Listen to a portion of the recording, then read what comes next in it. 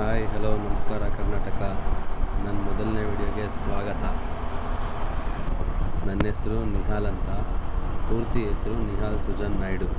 ನಾವು ಇವಾಗ ಹೊರಟಿದ್ದೀವಿ ಶ್ರೀ ಮಂಜುನಾಥನ ದೇವಸ್ಥಾನಕ್ಕೆ. 5 ಗಂಟೆ ಆಯಿತು, ಗೇಟ್ ಓಪನ್ ಮಾಡಿದ್ರು. ನಡೀರಿ ಹೋಗೋಣ. ಜೈ ಆಂಜನೇಯ. ನಮ್ಮದೇ 2ನೇ ಗಾಡಿ ಬ್ರಿಡ್ಜ್ ಮೇಲೆ ಎಂಟ್ರಿ ಕೊಟ್ಟಿರೋದು. ಬೇಸಿಕಲಿ ನನಗೆ ರೈಡಿಂಗ್ ಅಂದರೆ ಸಖತ್ ಇಷ್ಟ. ಅದು ಬೈಕ್ ರೈಡಿಂಗ್ ಆಗಿರ್ಬೋದು, ಕಾರ್ ಆಗಿರ್ಬೋದು, ಬಸ್ ಆಗಿರ್ಬೋದು, ಫ್ಲೈಟು, ಯಾವುದಾದ್ರೂ ಸರಿ, ಎಲ್ಲ ಥರ ಸುತ್ತಾಡೋಕ್ಕೆ ಸಖತ್ ಇಷ್ಟ ನನಗೆ. ಪ್ರಪಂಚ ಸುತ್ತಬೇಕು, ಹೊಸದನ್ನು ತಿಳ್ಕೋಬೇಕು, ಅದರಲ್ಲಿ ಒಳ್ಳೆಯದನ್ನು ನಮ್ಮ ಜೀವನದಲ್ಲಿ ಅಳವಡಿಸ್ಕೋಬೇಕು, ಕೆಟ್ಟದನ್ನು ಮರ್ತೋಗ್ಬೇಕು ಅಷ್ಟೇ. ಪ್ರಪಂಚನ ಸುತ್ತಬೇಕು ಅಂದರೆ ದುಡ್ಡು ಬೇಕು ಅಂದರೆ ದುಡಿಬೇಕು. ಮಂಗಳೂರಿಗೆ ಎಡಕ್ಕೆ ತಿರುಗಿ.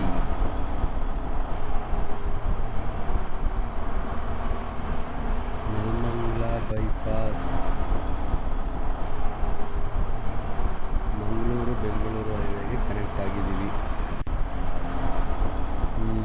ಕುಣಿಗಲ್ 43, ಹಾಸನ 156, ಮಂಗಳೂರು 321 ಕಿಲೋಮೀಟರ್ ಇದೆ. ಈಗಿನ ಸಮಯ 5 ಗಂಟೆ 34 ನಿಮಿಷ ಆಗಿದೆ. ನಾವು 10:00ವರೆಗೆ ಧರ್ಮಸ್ಥಳ ತಲುಪ್ತೀವಿ ಅಂತ ಎಸ್ಟಿಮೇಷನ್ ತೋರಿಸ್ತಾ ಇದೆ. ನೋಡೋಣ. ವೆದರ್ ಹಿಂಗೆ ಚೆನ್ನಾಗಿದ್ದರೆ, ರೋಡ್ ಖಾಲಿ ಇದ್ದರೆ ಇನ್ನೂ ಬೇಗ ತಲುಪ್ಬೋದು. ಅದಕ್ಕೋಸ್ಕರನೇ ಇಷ್ಟು ಬೇಗ ಎದ್ದು ಬೆಳಗ್ಗೆನೇ ಬಿಟ್ಟಿರೋದು.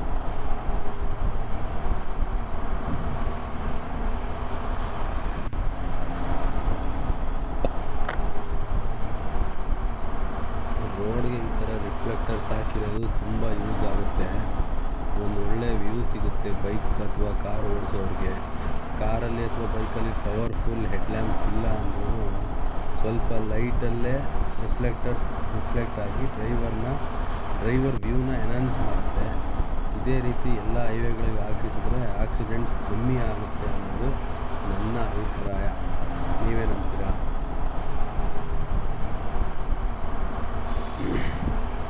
ರೋಡ್ ಖಾಲಿ ಇದೆ, ಜೊತೆಯಲ್ಲಿ ಒಳ್ಳೆ ವೆದರ್ ಕೂಡ ಇದೆ. ಇವಾಗ ಸ್ವಲ್ಪ ಚಚ್ಚಾಡ್ಬಿಡೋಣ, ಆಮೇಲೆ ಬೆಳಕಾಗ್ತಾ ಟ್ರಾಫಿಕ್ ಕೂಡ ಜಾಸ್ತಿ ಆಗ್ತಾ ಹೋಗುತ್ತೆ.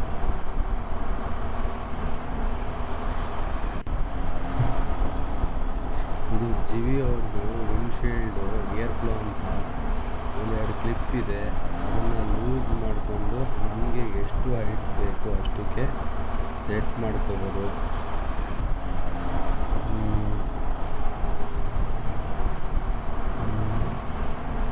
ನೋಡಿ, ಈ ಥರ ಎಷ್ಟು ಬೇಕೋ ಅಷ್ಟಕ್ಕೆ ಸೆಟ್ ಮಾಡ್ಕೋಬೋದು. ಹೈಟ್ ಸೆಟ್ ಆದಮೇಲೆ ಲಾಕ್ ಇದೆ ಕೆಳಗಡೆ, ಅದೇ ಇನ್ನೊಂಚೂರು ಎಷ್ಟು ಬೇಕು ಅಷ್ಟು ಹೈಟ್ ಆದಮೇಲೆ ಈ ಲಾಕ್ ಇದೆ. ಲಾಕ್ನ ಕೆಳಗಡೆಗೆ ಮತ್ತೆ ಟೈಟ್ ಆಗುತ್ತೆ, ಮುಗೀತು. ಇವಾಗ ನೋಡಿ, ಸ್ವಲ್ಪನೂ ಗಾಳಿನೇ ಹೊಡಿತಾ ಇಲ್ಲ ಮೈಗೆ. ಇವಾಗ ಯಡಿಯೂರು ಬಿಟ್ಟು ಸ್ವಲ್ಪ ಮುಂದೆ ಬಂದೆ. ಇದೆಲ್ಲ ಮಳೆ ಆಗಿದೆ ಚೆನ್ನಾಗಿ, ಇನ್ನು ರೋಡ್ಗಳೆಲ್ಲ ಒದ್ದೆ ಆಗಿದೆ, ಒಣಗೇ ಇಲ್ಲ. ವೆದರ್ ಕೂಡ ಫುಲ್ಲು ಕೂಲಾಗಿದೆ ಇಲ್ಲಿ. ಈ ಥರ ಇದ್ದರೆ ಬೈಕ್ ಓಡಿಸೋಕ್ಕೆ ಇನ್ನೂ ಮಜಾ ಬರುತ್ತೆ. ರೈಡ್ ಮಾಡಿಸೋಕ್ಕೆ ಮಾಡಿದಂಗಿದೆ ವೆದರು. ಧರ್ಮಸ್ಥಳ ಹೋಗಿ ವಾಪಸ್ ಬೆಂಗಳೂರು ಬರೋವರೆಗೂ ಹಿಂಗೆ ಇದ್ದರೆ ವೆದರು ಸಖತ್ತಾಗಿರುತ್ತೆ.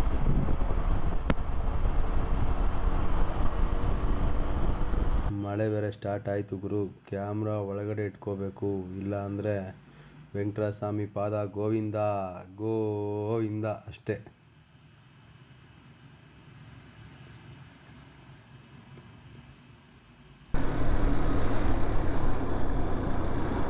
ಈ ಕಾಂಕ್ರೀಟ್ ರೋಡ್ಗಳು ಹಾಕಿ ಹಾಳು ಮಾಡಿಬಿಡ್ರಪ್ಪ ನನ್ನ ಮಕ್ಕಳು ಎಲ್ಲರನ್ನು. ಕಾಂಕ್ರೀಟ್ ರೋಡ್ ಮೇಲೆ ಫಸ್ಟಿಂಗು ಗ್ರಿಪ್ಪು ಸಿಗಲ್ಲ. ಅದಾದಮೇಲೆ ನಮ್ಮ ಗಾಡಿಯ ಟೈರ್ಗಳು ಹಾಳಾಗಿ ಹೋಗ್ತವೆ ಬೇಗ. 2ನೇದು. ಅದಾದಮೇಲೆ 3ನೇದು, ಮಳೆ ಬಂದರೆ ಕಾಂಕ್ರೀಟ್ ಹೀರ್ಕೊಳ್ಳಲ್ಲ. ನೀರನ್ನ ಎಲ್ಲಿಗೋ ಬೇರೆ ಕಡೆ ಕಳಿಸುತ್ತೆ. ಇವಾಗ ಇದ್ರ ಮೇಲೆ ನೀರು ಬೀಳುತ್ತೆ, ನೀರು ಹೀರ್ಕೊಳ್ಳಲ್ಲ, ಹರ್ಕೊಂಡೋಗಿ ಎಷ್ಟು ದೂರ ಅಂತ ಹರ್ಕೊಂಡು ಎಂಡ್ ಆಫ್ ಪಾಯಿಂಟ್ ಇದೆಯಲ್ಲ, ಆ ಪಾಯಿಂಟಲ್ಲಿ ಒಂಥರ ಜಾಸ್ತಿ ನೀರು ತುಂಬೋಗ್ಬಿಡ್ತವೆ. ಓಕೆ, ಈ ಘಾಟ್ ಸೆಕ್ಷನ್ ಕಡೆ ಈ ಥರ ಲ್ಯಾಂಡ್ ಸ್ಲೈಡಿಂಗ್ ಇರುತ್ತೆ, ಗುಡ್ಡೆ ಕುಸಿತಾ ಇರುತ್ತೆ, ಮಣ್ಣು ಕುಸಿತಾ ಇರುತ್ತೆ, ಆ ಮಳೆ ಜಾಸ್ತಿ ಬೀಳೋ ಪ್ರದೇಶಗಳು, ಅಲ್ಲಿ ಈ ಥರ ಕಾಂಕ್ರೀಟ್ ಹಾಕಿದ್ರೆ ಪರವಾಗಿಲ್ಲ. ಪ್ರತಿ ರೋಡು, ಬೆಂಗಳೂರಲ್ಲಿರೋ ಪ್ರತಿ ರೋಡು ಕಾಂಕ್ರೀಟ್ ಹಾಕ್ಬಿಡ್ತಾರೆ. ಮತ್ತು ಇನ್ನೊಂದೇನು ಅಂತ ಅಂದರೆ, ಈ ಕಾಂಕ್ರೀಟ್ ಹಾಕಿದ್ಮೇಲೆ ಈ ಬಿಸಿ ರಿಬೌಂಡ್ ಆಗ್ತಾ ಇರುತ್ತೆ.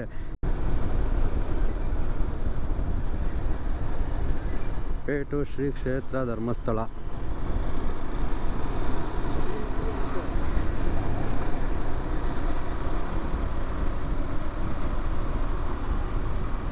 ಧರ್ಮಸ್ಥಳ 21 ಕಿಲೋಮೀಟರ್, ದೇವಸ್ಥಾನಕ್ಕೆ 21 ಕಿಲೋಮೀಟ್ರ್ ಇದೆ.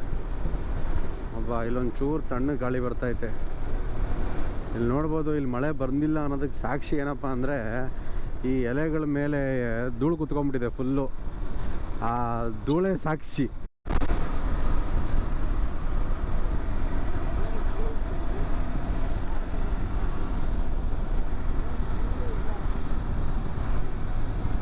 ಒಂಚೂರು ನೀರೇ ಇಲ್ಲ. ನೇತ್ರಾವತಿ ನದಿಯಲ್ಲಿ ಫುಲ್ಲು ಖಾಲಿ. ನೇತ್ರಾವತಿ ನದಿ ತುಂಬಬೇಕು ಅಂತ ಅಂದರೆ ಯಾವ ಕಡೆ ಮಳೆ ಆಗಬೇಕು ಗೊತ್ತಿಲ್ಲ. ಮೋಸ್ಟ್ಲಿ ಚಿಕ್ಕಮಗಳೂರು, ಕುದುರೆಮುಖ ಕಡೆ ಮಳೆ ಜಾಸ್ತಿ ಆದರೆ ನೇತ್ರಾವತಿ ನದಿಯಲ್ಲಿ ನೀರು ಜಾಸ್ತಿಯಾಗಿ ಕುಕ್ಕೆ ಸುಬ್ರಹ್ಮಣ್ಯ ಮತ್ತು ಧರ್ಮಸ್ಥಳ ಕಡೆ ಅವ್ರಿಗೆ ನೀರು ಸಿಗ್ಬೋದು ಅನಿಸುತ್ತೆ.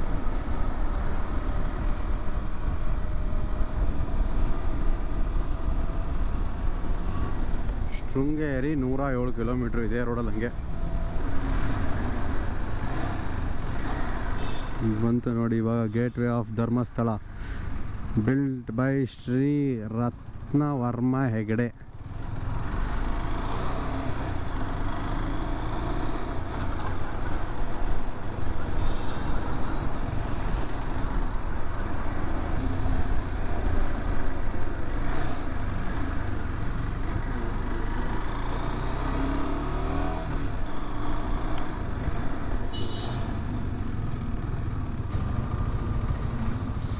ಧರ್ಮಸ್ಥಳ ಬಂದ್ವಿ, ರೀಚ್ ಆದ್ವಿ 10:24. ಇವಾಗ ದರ್ಶನ ಎಲ್ಲ ಮುಗೀತು. ಇಲ್ಲಿಂದ ಧರ್ಮಸ್ಥಳದಿಂದ ಕುಕ್ಕೆ ಸುಬ್ರಹ್ಮಣ್ಯ ಕಡೆ ಹೋಗ್ತಾ ಇದ್ದೀವಿ. ಆ್ಯಕ್ಚುಲಿ ಕುಕ್ಕೆಗೆ ಹೋಗೋ ಪ್ಲ್ಯಾನ್ ಇರಲಿಲ್ಲ, ಬರೀ ಧರ್ಮಸ್ಥಳ ಮಾತ್ರ ಬಂದು ಹೋಗೋಣ ಅಂತ ಅಂದ್ಕೊಂಡಿದ್ದು. ನಮ್ಮ ಜೊತೆ ಬಂದಿದ್ದವನು ಇನ್ನೇನು ಇಲ್ಲಿವರೆಗೂ ಬಂದಿದ್ದೀವಲ್ಲ, ಅಲ್ಲೇ ಹೋಗ್ಬಿಡೋಣ ಅಂತ ಅಂತಿದ್ದ. ಅದಕ್ಕೆ ಸರಿ ಆಯಿತು ಅಂತೇಳಿ ಕುಕ್ಕೆ ಕಡೆ ಹೊರಟಿದ್ದೀವಿ. ನಾನೇನು ಫುಲ್ಲು ಕೋಲ್ಡ್ ಆಗಿರುತ್ತೆ ವೆದರು, ಮೋಡ ಕವಿದ ವಾತಾವರಣ ಅಂತ ಆಸೆ ಇಟ್ಕೊಂಡು ಬಂದೆ. ಬೆಳಗ್ಗೆ ಎದ್ದು ಇಲ್ಲಿ ನೋಡಿದ್ರೆ ಮೋಡ ಕವಿದ ವಾತಾವರಣ ಯಾವುದೇ ಕಾರಣಕ್ಕೂ ಇಲ್ಲ, ಡೆಡ್ ಆಪೋಸಿಟ್ಟು. ಏನು ಈ ಟೆಂಪರೇಚರ್ ನೋಡ್ತಾ ಇದ್ರೆ ನನ್ನ ಪ್ರಕಾರ ಒಂದು 38-39 ಅಂತೂ ಇರ್ತೀವಿ ಇಲ್ಲಿ. ಕುಕ್ಕೆ ಕಾಡೊಳಗಡೆ ಎಂಟ್ರಿ ಆಗಿದ್ದೀವಿ.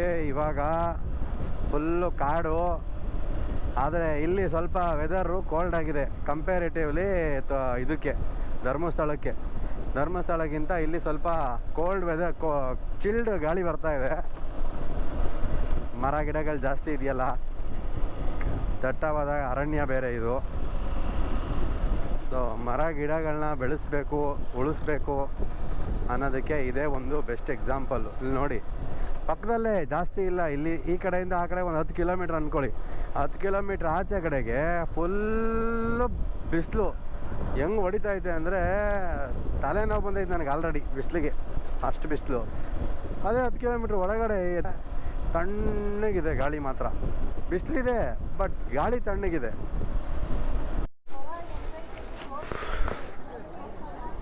ಕುಕ್ಕೆ ಸುಬ್ರಹ್ಮಣ್ಯ ದರ್ಶನ ಮುಗೀತು, ಬಂದ್ವಿ ಗಾಡಿ ಎತ್ತೋಣ ಅಂತ. ಗಾಡಿ ಅಂತೂ ಫುಲ್ ಚಿತಾಲ್ ಪತಾಲ್ ಆಗೋಗಿದೆ. 4 ಒಳಗಡೆ ಎಲ್ಲ ಹೋಗಿದೆ ಅನಿಸುತ್ತೆ. ಅದಕ್ಕೊಂದು 4 ಪ್ರೊಟೆಕ್ಟರ್ ಹಾಕ್ಸ್ಬೇಕು ಫಸ್ಟು.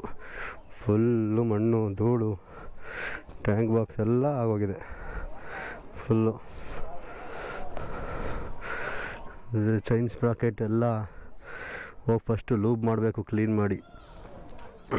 ಹಿಂದೆ ಈ ಥರ ಕಾಣುತ್ತೆ ನಂದು ಇದು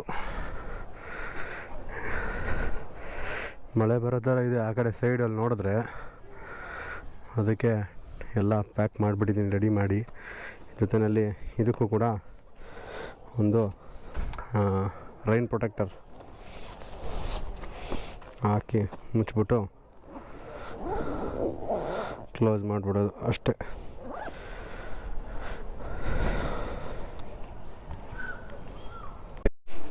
ಎಲ್ಲ ಪ್ಯಾಕಿಂಗ್ ಮಾಡಿ ಆಯಿತು, ಹೊರಡ್ಬೇಕಷ್ಟೇ. ಇವಾಗ ಬ್ಯಾಟ್ರಿ ಚೇಂಜ್ ಮಾಡೋ ಮೂಡಲ್ಲಿಲ್ಲ, ಅದಕ್ಕೆ ಆನ್ ದ ಗೋನೆ ಚಾರ್ಜ್ ಆಗಲಿ ಅಂಥೇಳಿ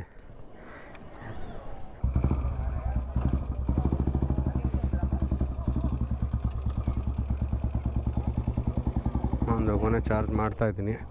ಇದೇ ಜುಗಾಡ್ ಮಾಡಿರೋದು, ನೀರು ಹೋಗದೇ ಇರೋ ಇವತ್ತೊಂದು ದಿವಸಕ್ಕೆ ಮಟ್ಟಿಗೆ ನೋಡಬೇಕು.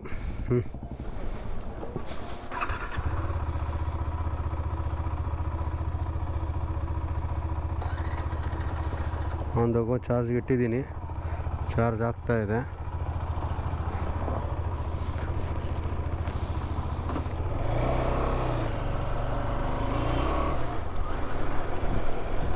ಎಲ್ಲರೂ ಯಾವುದಪ್ಪ ಇದು ಗಾಡಿ ಅಂತೇಳಿ ನೋಡ್ತಾವ್ರೆ. ಅಷ್ಟು ಗಾಡಿಗೆ ಹೋಗ್ಬಿಟ್ಟು ದೃಷ್ಟಿ ತೆಗೆಸ್ಬೇಕು. ಈಗ ಹೋಗ್ತಾ ಒಂಚೂರು ವೆದರ್ ಏನೋ ಕೋಲ್ಡ್ ಇರೋ ಥರ ಫೀಲ್ ಆಗ್ತಾಯಿದೆ.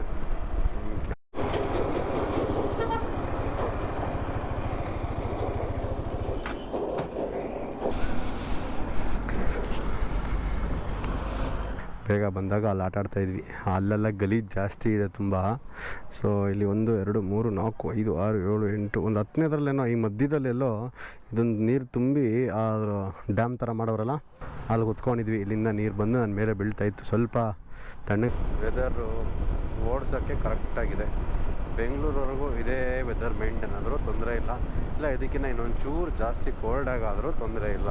ಬಟ್ ಮಳೆ ಬರಲಿಲ್ಲ ಅಂದರೆ ಸಾಕು, ಆರಾಮಾಗಿ ಸೇಫಾಗಿ ಹೋಗಿ ತಲುಪ್ತೀವಿ. ಇನ್ ಕೇಸ್ ಮಳೆ ಬಂತು ಅಂದರೆ ಗೋಪುರನ ಮುಚ್ಚಿಟ್ಟು, ಸಣ್ಣ ಮಳೆ ಇತ್ತು ಅಂತ ಅಂದರೆ ರೆಕಾರ್ಡ್ ಮಾಡ್ಕೊಂಡು ಹೋಗ್ತೀನಿ.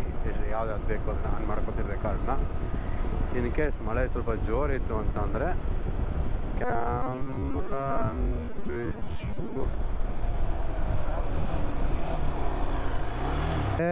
ಹಾವು ಬಂದಿತ್ತು ಅರ್ಧಕ್ಕೆ, ಅದ್ರ ಮೇಲೆ ಹತ್ಸ್ಬಿಟ್ನಾ ಇಲ್ವಾ ಅದೇ ಸೈಡ್ಗೆ ಹೊಂಟೋಯ್ತಾ ಗೊತ್ತಿಲ್ಲ ಎಕ್ಸಾಕ್ಟಾಗಿ ಏನಾಯಿತು ಅಂತ. ನನಗಂತೂ ಎಲ್ಲೂ ಕಾಣಿಸ್ತಿಲ್ಲ. ಪಾಸ್ ಆಗೋಯ್ತಾ ಇಲ್ಲ ನಾನು ಪಾಸ್ ಆದಮೇಲೆ ಅದು ಪಾಸ್ ಆಯ್ತಾ ಗೊತ್ತಿಲ್ಲ. ಕಡೆ ಹೋಗ್ತಾ ಇರೋದು ದಟ್ಟವಾದ ಅರಣ್ಯ ಸಕ್ಕತ್ತಾಗಿ ಕಾಣಿಸ್ತಾ ಇದೆ. ಒಳ್ಳೆ ಈ ಕಡೆಯಿಂದನೂ ಮರ, ಈ ಕಡೆಯಿಂದನೂ ಮರ, ಮಧ್ಯದಲ್ಲಿ ರೋಡು, ಯಾವ ನರ ಪೆಳ್ಳೆ ಕೂಡ ಇಲ್ಲ.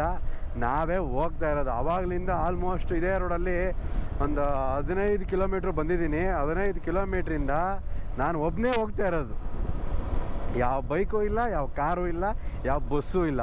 ಅಷ್ಟು ಸೈಲೆಂಟಾಗಿ ಐತೆ. ಇದೆಲ್ಲ ಮಳೆ ಬಂದು ನಿಂತಿದೆ ನೋಡಿ, ಎಲ್ಲ ರೋಡೆಲ್ಲ ನೆಂದಿದೆ. ಅದಕ್ಕೆ ವೆದರು ಆ ಕಡೆ ಸೈಡ್ ತಣ್ಣಗೆ ಆಗಿತ್ತು ನಾವು ಹೊರಡೋ ಟೈಮಲ್ಲಿ. ಇಲ್ಲೂ ಹನಿ ಹಾಕಕ್ಕೆ ಸ್ಟಾರ್ಟ್ ಆಯ್ತು. ಲೈಟಾಗಿ ಹನಿ ಆಗ್ತಾಯಿದೆ ಇಲ್ಲೂ. ಮಳೆ ಹನಿ ಹಾಕಕ್ಕೆ ಸ್ಟಾರ್ಟ್ ಆಯಿತು. ಸಕಲೇಶ್ಪುರ ತಲುಪಕ್ಕೆ ನನ್ನ ಪ್ರಕಾರ ಇನ್ನೊಂದು 31 ಕಿಲೋಮೀಟ್ರ್ ಇದೆ.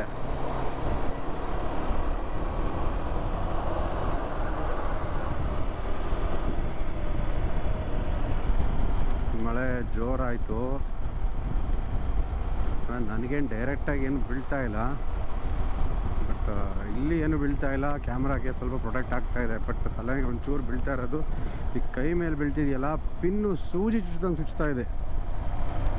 ಓಹೋ, ಆ ಕಡೆ ಸೈಡ್ ನೋಡ್ತಾ ಇದ್ರೆ ಮಳೆ ಹೆವಿಯಾಗಿದೆ ಅಂತ ಅನ್ನಿಸ್ತಾ ಇದೆ. ನಾವು ಚಾರ್ಜಿಂಗು ಮತ್ತು ಕ್ಯಾಮ್ರಾನೆಲ್ಲ ಒಳಗಡೆ ಇರುವುದು ಉತ್ತಮ. ಒಳಗಡೆ ಇಟ್ಕೋತೀನಿ, ಸುಮ್ಮನೆ ರಿಸ್ಕ್ ಬೇಡ.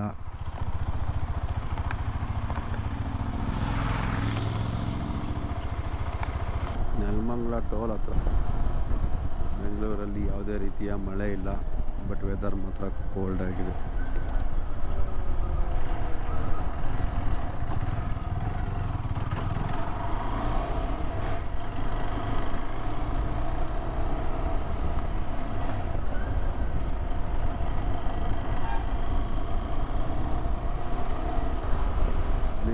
ಕಿಲೋಮೀಟ್ರು ನೆಲಮಂಗಲ. ಅಲ್ಲಿಂದ ರೈಟು ತುಮಕೂರು ರೋಡ್ಗೆ, ಅಲ್ಲಿಂದ ಗೊರಗುಂಟೆಪಾಳ್ಯದಿಂದ ನಾಗರಬಾವಿ ಮನೆ.